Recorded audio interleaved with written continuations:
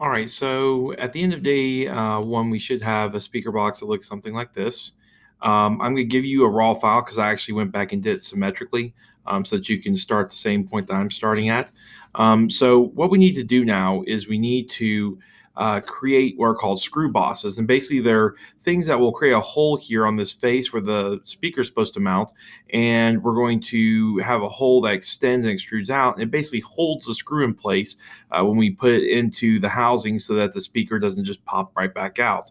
Now we could actually create extrusions, put holes in them, all that kind of stuff, and that's a little time consuming. So instead what we're going to use is what's called a feature script. A feature script basically takes something that someone's predefined and says, okay, you can just repeat this process instead of having to go from scratch. So simple things like screws and screw bosses and other things like that are a feature script. So you'll see that they've got splines and springs and gears and all sorts of things that you wouldn't want to have to sit there and make yourself over and over and over again, especially if they're very similar or can be modified very easily. So in this case, what we're going to do is we clicked on the plus up here. We're going to click on feature script samples, and we're going to look for the screw boss. And the screw boss, it should be down in here somewhere. It's right here. But if you couldn't find it, you can type in screw boss up in here, and it will also pop up. So we're going to click on that, and we're going to click on this. And that will add a little SB here. Now, once we've done that, what we need to do is we need to create a sketch on the inside of the face of our speaker box. And in that sketch, we're going to use the upper circles or the upper points from the sketch of the speaker. So you'll notice that yours may be on the front of this, and that's fine. Again, if you use the file I provided for you, I made it symmetrical, so it's at the origin here. But we're going to choose the outer circle for each of those, and we're just going to use the use tool to project those dots onto the corners of our sketch. So if I now kind of look normal to this, you'll see that we have these white dots are the ones that I used, and those are vertices that we will use to create our screw bosses. So once we've done that, then I'm going to kind of move back over here so we can see what's going on. We're going to click on SB, and you notice there's a bunch of settings, and we're going to start clicking our dots. So if I click here, you'll see that it bumps it out. And here. Okay, and if I look in the front, you'll see that's actually recessed a little bit as well. So that's essentially what a screw boss does, is it adds a little recess inside for where the screw will go, and then this is what the screw actually screws into, and these are called ribs around the edge that just give it a little stability. And you can make these larger, smaller, longer, shorter by changing the height of the boss. So maybe I want to do 3/4 of an inch if I was using a longer screw. So you'll see that these are longer now or deeper. The diameter I have is 0.38 inches, which is pretty big. We can figure out what size screw we're going to use and then figure out the dimensions from that. So if you're not familiar with screw sizes, you can search for them here. And so we're going to be using a number 8 screw to hold these in. We could also choose other screws like number 10, number 12. So in the case of these, their diameters are 0.16. So in this case, our boss diameter, if we do 0.16, you'll see that the hole becomes much, much smaller. And so that's the boss diameter itself, but you'll see that that's really kind of hollow still, and that's not really what we want. So we're going to go back and do maybe 0.25 for that, because that's the actual size of that. And then we want our hole diameter to be 0.16, so we're going to do 0.16 here. And then we'll do a 1/10 of an inch thick wall. So that should give us a little bit thicker wall. So you'll see that the hole itself is larger on the inside than it is on the front. So I can put my screw into that, and that's how thick it'll be. Now, if this looks like it's a little flimsy, I can make it bigger. So I can say 0.25. And now it's too big, and you'll see that doesn't render because now it's trying to go off the edge where there's a hole. So if I do 0.15, let's see if that works. It doesn't like that, so go back to 0.10, and you'll see that it still is there. Now if I turn the ribs off, I might be able to make it a little bit thicker. So 0.15, still not liking it, so 0.12. So it's a little thicker. 0.14. Yep. So looks like it's about 0.12 is the maximum that we can go. We'll see if we can add ribs to it, if it will work still. There we go. So we've got ribs, and you'll see that they're still inside. So in essence, what happens is if you're not careful, you'll make it, you will make the boss too big, and it'll get into this open space. It has to have a certain distance from an open space in order to work. So now that we've got that boss done for that side, we need to do the same thing for the other side. So what we're going to do here is we're going to go ahead and accept this. Make sure that all your settings are like you see here. Oh, and merge scope, in this case, will be our speaker housing. So we'll make sure that that's actually a part of the speaker housing. And I'm going to rename this real quick. So I'll accept the screw boss, and then we go in here and rename, and this is our housing. By the way, you should already have a lid as well. I did not put a lid on this file because you were supposed to add it yourself, but I'm going to add it here in a second so you can see how that works. So now I need to do is I need to transfer the dots again over to this side. So I'm going to move over here. I'm going to click on this face, sketch, and then I'm going to hit use, and I'm going to do the outer circles. Remember, it's the outer circles. If you do the inner circles, then it's just too close to that edge, and they won't pop up. All right, so I've got them used. I'm going to hide sketch 1 again. I'm going to accept that, and then I'm going to hit screw boss one more time, and I'm going to select these. Now, the nice thing about the screw boss feature is that it will save all the settings. So in this case, I have all my settings there. I can hit accept, and we have identical screw bosses. And you may be thinking to yourself, well, why don't I just connect these all the way across? Well, first of all, remember that the screw boss has a hole in the front that allows it to be, allows your screw to go in. So that's one thing. You want to make sure that those holes are on the exterior. So if I just did from this side over here all the way through, then you'd have a hole the size of the screw, which is not what I want. Secondly, if I did those all the way across, it might add a little bit of rigidity to the case, but at the same time, it makes it hard to get down in here and actually add things to it, like our circuit board that we're going to add later. So it is important to make sure that we have them a decent length, but we don't want them going all the way across. So now that we have the screw bosses done, we need to have a way of screwing on our lid. So first of all, let's make a lid. So I'm going to click here, sketch, and then I'm just going to use this outer perimeter here. There we go. Accept. And some of you may have had a hard time extruding because when you click on this, it extrudes just the exterior. So the way that you can fix that is just do this. Click on sketch 7, and this is going to be a 1/4 inch lid, and this is new.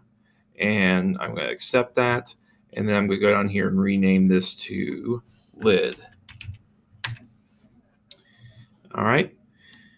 So now that we have the lid in place, we need to create a hole for it, essentially, that we can put the screws in. Now, the problem is that we can't really do a screw boss on the lid because the lid is not a part of the case. And we would want to do a screw boss in these corners, but part of the problem you run into is even if you remove the ribs and try to get them all the way in the corner, you have these gaps that occur, and we don't want that. So instead of using a screw boss, we're going to use the hole tool. So the first thing we need to do is we need to create an extrusion that goes from top to bottom here. That's kind of an arc in the corner. So what we're going to do is we're going to create a sketch, and we're going to create it on this face. And I'm going to go normal here. And what I'm going to do is I'm going to create an arc from here to here. And I'm going to do, oops, let's try that again. From here to here.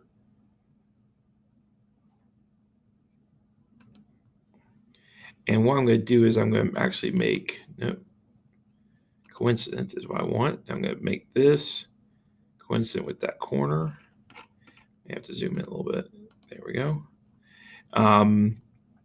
And the dimension for,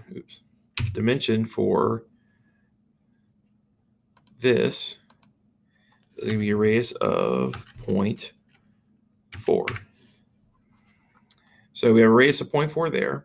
And because this is symmetrical now, if you're using mine, I can just use the mirror option. And this is going to be my mirror line. And I'm going to do that. And then I'm going to do mirror again. Select that as my mirror line.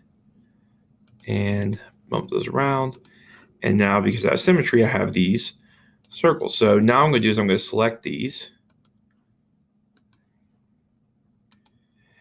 And I'm going to extrude them. And this is going to be an addition to our housing. And we're going to go the opposite direction. And this time we're going to choose up to face, and we're going to go all the way to the bottom. And we hit accept. And now we have these nice corners where we can actually put holes in.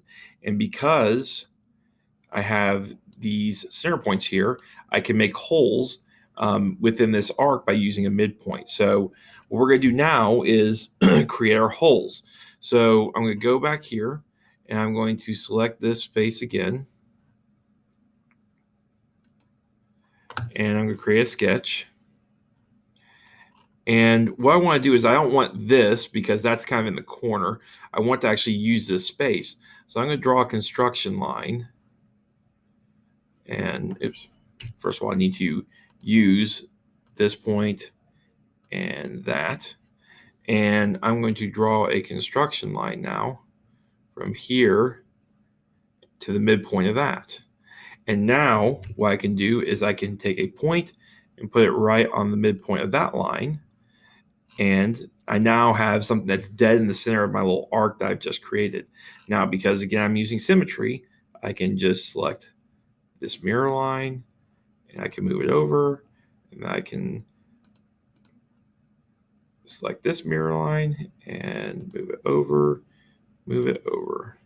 So now I have dots for each of those. Now I can create my screw holes, which is why I'm going to hide that one. All right, so what I want to do now is I want to create a hole. Now, what I'm going to do in order to do that is I'm going to actually turn the lid back on, and I'm going to create a hole. And you'll see that for holes, this is nice because it actually allows us to choose a particular type of screw. So if I do ANSI, then you'll see that that's gives you different sizes. So I can go number 8, I believe is what we were using earlier. Yep, number 8. So I can use a number 8 screw, so I can use the exact same size. And I'm going to choose close as in terms of fit because I want to screw in, but I want that hole to be tight so that it kind of threads itself in. And this gives you all the dimensions, and we're going to tweak those a little bit in a second. But first, I'm going to go ahead and click on my sketch points to create the holes.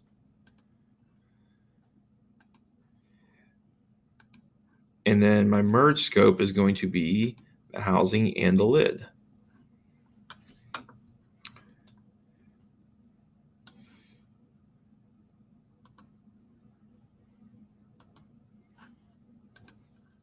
Now, what you'll see is when I hit the lid that this is what the counterbore hole looks like. So we obviously have a problem. Hopefully what you will notice is that I should have put these points up on top of the lid instead of on the face of this. So what I can do to fix that very easily is I can turn the lid on and I can accept this. I can go back to sketch 9, and instead of it being face of sketch 8, it's going to be the lid. I can then accept that, and now my holes go through the top. So it's very simple to fix something like that by just knowing what you're selecting. So now I have these recesses. Okay, that's what it means by counterbore or countersunk. It means that it will sit flush with the lid instead of being poking up out of the top of the lid. And then if I hide the lid, I will see that my hole continues on down through my pieces of plastic that we added here.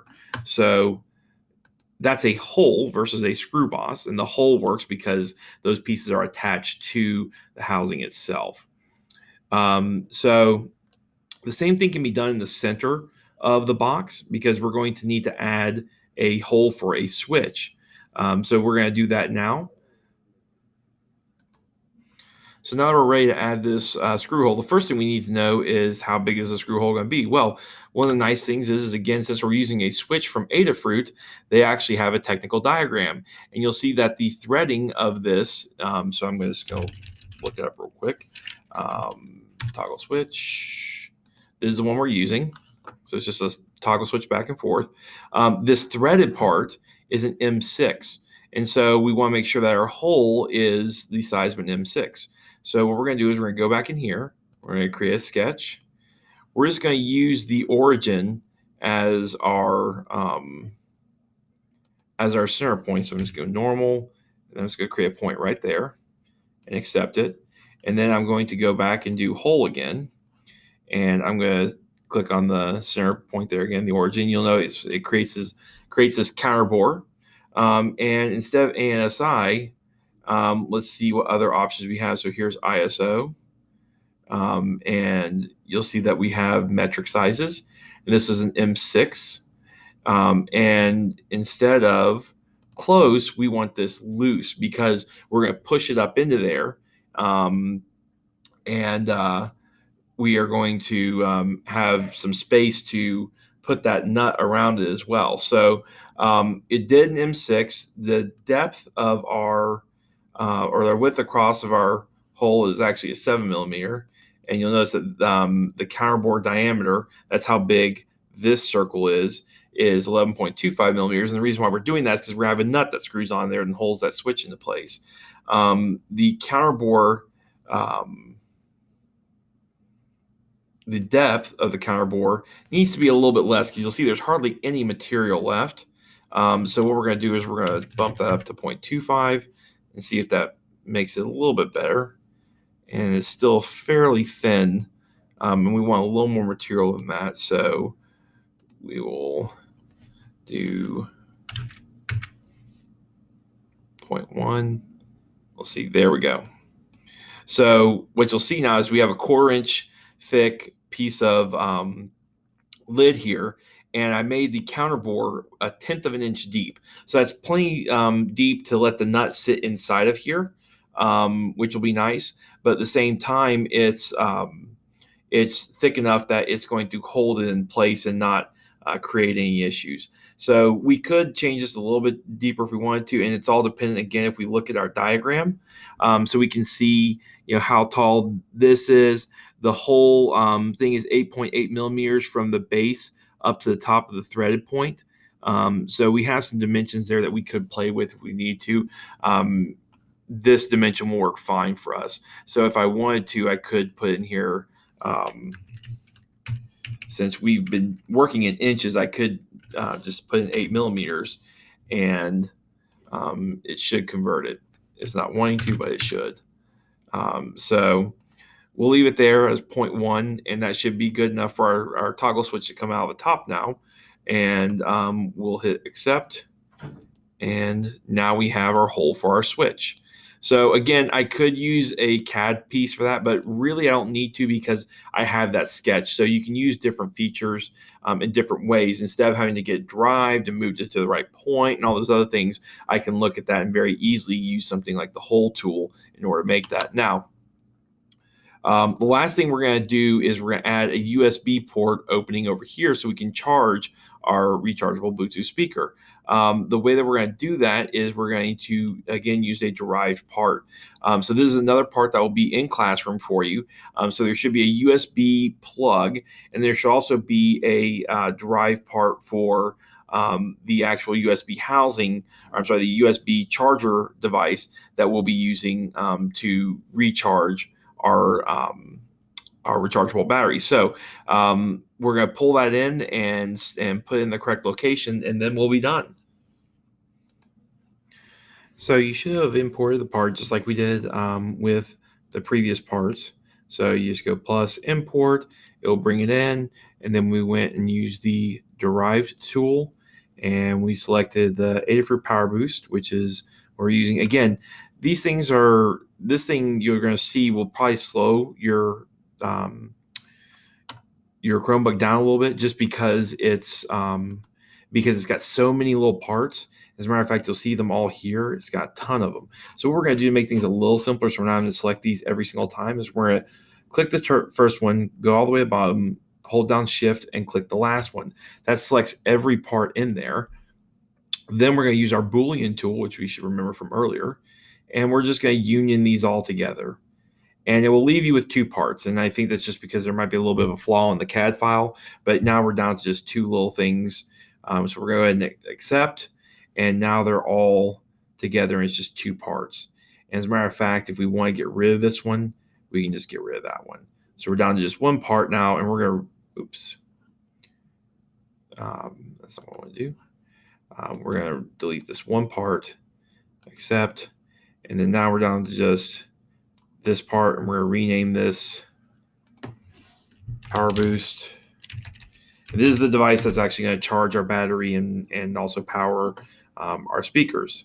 So what we're going to do now is we're going to put this in position. You'll see right now it's kind of just hanging out there in space, and we need to make some changes. So first thing we're going to do is we're going to select it, and we're going to use transform, and we're going to do rotate. So we need to get 90 degrees, and that should flip it around.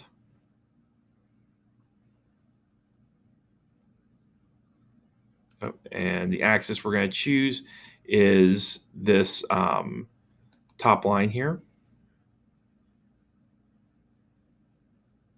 And it should rotate it around like that.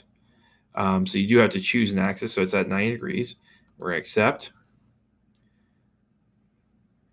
Now what we're going to eventually do is we're going to drop this guy down and put it over on this wall here. And as you can tell, there's no real good way of figuring out, well, how in the world, how far do I know to bring it down and all that? So there's a nifty little tool in here. So I can click on this, and I can click on the bottom, and you'll see here it says parallel distance is 2.713 inches.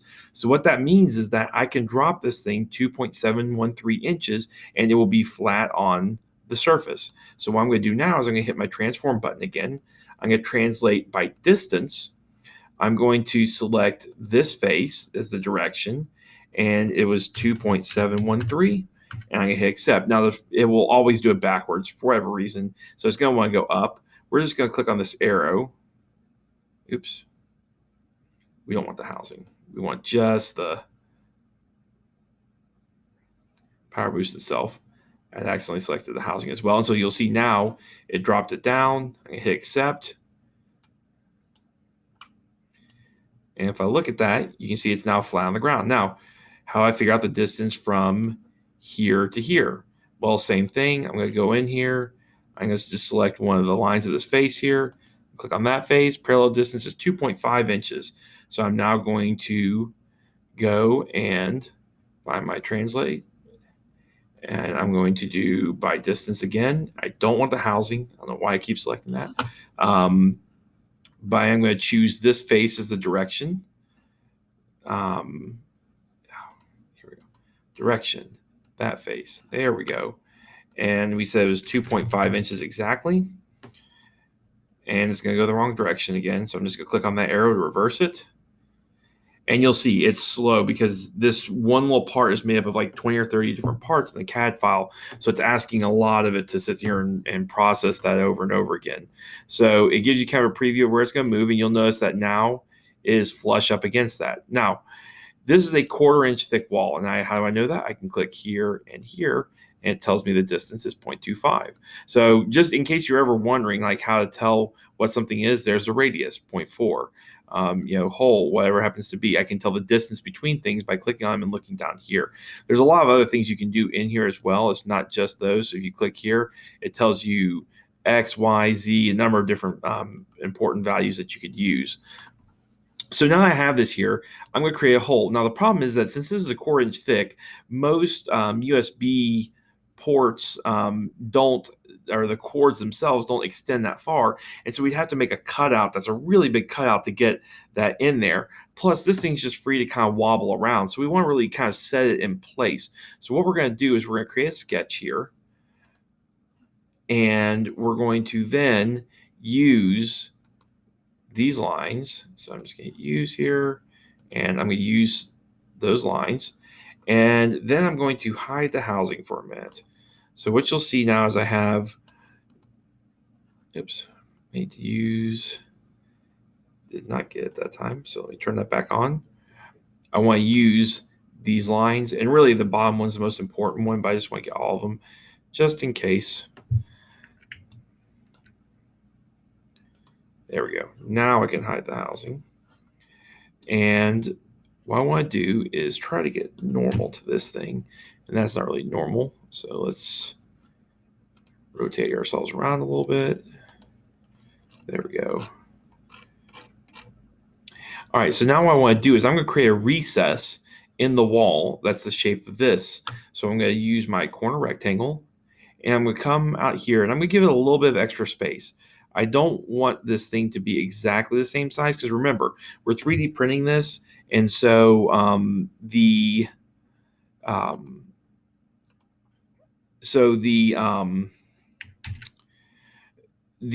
plastic will expand or contract a little bit, and we want a little bit of space to work with. So now I just need to dimension this out. So I'm just go here to here. So from here to here, oops. Try again. Let's go from this corner point here to here is, we'll just say 1.39. And then the height of this, I'm just going to accept that dimension. And with this, I'm just going to accept that dimension.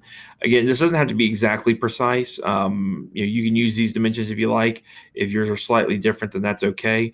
I'm then going to do another corner rectangle around the USB port. So again, I'm just going to make it larger than the USB port. I want to give myself plenty of space.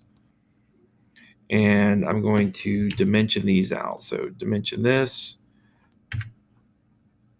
dimension this. And then the only thing I need to do is tell it the distance from here to this point. And you'll notice I'm not even typing in values. I'm just kind of eyeballing this just because I want to make sure that I have plenty of space to work with. But there's my sketch, fully constrained and defined. So now that I've done that, I'm going to accept that. And I'm going to go back in here. And I'm going to hide the power boost for a second. And I'm going to turn the housing back on. And I'm going to see if I can get a good angle on my sketch here. Okay. And I'm going to select both of these. It will let me. There we go. I'm going to do a extrude remove. And I'm going to do 0.22 inches. And that should bring it fairly close to the face. Go ahead and accept. And you'll see now I have kind of this recess in here, and it's not all the way to the face, but it's very close to the face. If I turn my power boost back on now, I can then slide this to make sure it doesn't run into any of these other components. So I'm going to do my translate again, and I'm going to do by distance, and direction is, sorry, I'm going to select the power boost. Direction is me here, and by 0.22 inches. And it's going to go the wrong direction, of course. And so I flip the direction, and it should slide in there. And what I'm looking for is to make sure that those components aren't hitting, which it doesn't look like they are. So I'm going to accept. And you'll notice that the LEDs are partly covered, but that's okay. They're not hitting anything. They're shorter than the USB, so we should be fine there. If we had to, we could even back it out a little bit and do 0.2 or 0.20, and we'd be okay. Now, we still don't have an opening on the outside, so let's go ahead and create that. So I'm going to create a sketch. Again, I'm going to choose use, and I'm going to use that whole square, and then I'm going to hide the housing. I'm going to get normal to this thing, and you'll see it does this really wonky upside down deal. So I'm going to rotate it around. Now let's see if I can get normal. There we go. And so all I'm creating this time is the opening for the USB port, which is this right here. So again, I'm going to use, but I'm only going to use these outside edges.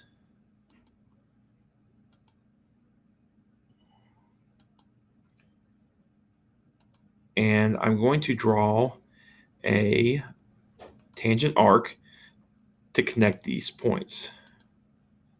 And because these are fixed, it will automatically define that tangent arc.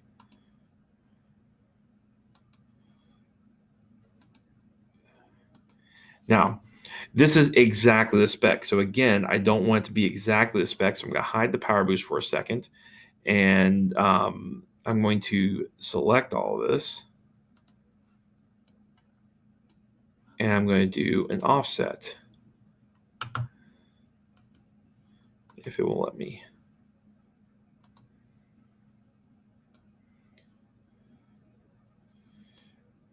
And so we're going to do our offset in this direction. And this is just giving us a little bit of additional space for the plug to get in there. And we're just going to do 0.1 and or 0.01, sorry, and accept. And now we have our offset. Now what I can do is I can turn the housing back on. I can select this whole interior area. And I'm going to do extrude, remove, and then I'm going to do up to next. And you'll see that it created a hole for us. And I'm going to accept that. And if I turn my power boost visible again, there's my USB port. Nice and flush, it should be very easy to plug in. Now, one last thing, and we will be done. So obviously, I want to be able to get this power boost in. When I'm done, I want to be able to make sure it's secure. So all I'm going to do is hot glue this to the bottom. So this should be pretty much our finished design. Now, the only thing that I wanted you to do in addition to this is I want you to put your name on your speaker so that you would know that was your speaker and not somebody else's. So on this face here, I want you to figure out how to put your name on it, or you can put it on the lid, either one. But I want you to put it on one of the faces and make sure that it's engraved in there so that we know that it's yours. You'll then submit your file and we will print it. If you want to add additional things, like if you want to come here and do fillets on the corners and make them rounded and nicer looking, then feel free to. You can do whatever you want to with those things. You can do all the corners and make it really neat, but you don't have to. The only thing required that's left is to change or add your name to your file or to your speaker box. So that should be it. Submit your completed file with your name on it, and then we'll 3D print these and build them.